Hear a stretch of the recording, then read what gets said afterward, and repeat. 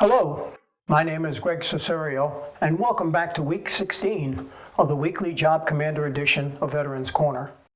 I proudly served in the U.S. Army during Vietnam from 1967 to 1969. Often I ask returning veterans if they have been on their first civilian mission. That is, what's the difference between you can do and what you would like to do? If your reaction was like mine after a college degree, 2 years of active service as a draftee, multiple MOSs, and no professional experience, it was, I have no idea. Since I had no prospects, had not been in the world for 2 years, was delighted to be out, but had no idea where to even start. The economy was in shambles when I got out, so I made some indecisive moves many veterans do. I went back to school to get another degree. I knew the territory, but what I didn't realize, it was similar to the military. Not a regret statement, just a look back that I may have made the correct choice, but for the wrong reason. The choice is ultimately yours. At the time, I didn't know it, but I needed a place to go and be secluded while I adjusted to being around civilians. After just 2 years. Those of you who have pulled multiple hitches and are probably smiling, but in my opinion, that's a bigger challenge for many post-discharge veterans I have encountered. This is where I think each veteran has to go on their own soul-searching mission.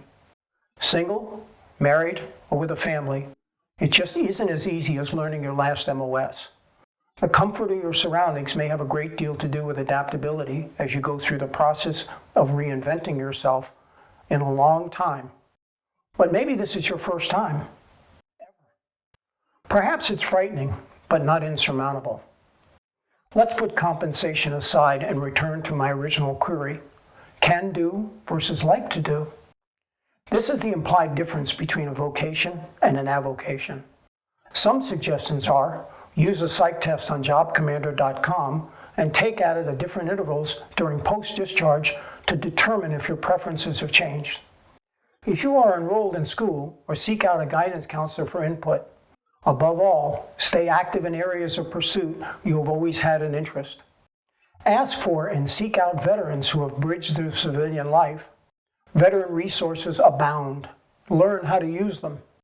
Speak with recruiters who specialize in your interested sectors of employment. Speak up with placement offices. Ask for help. I didn't. Seek reliable compensation ranges for your job preferences from reliable resources, from sources such as JobCommander.com. What's in your military, post-military career reinvention wallet?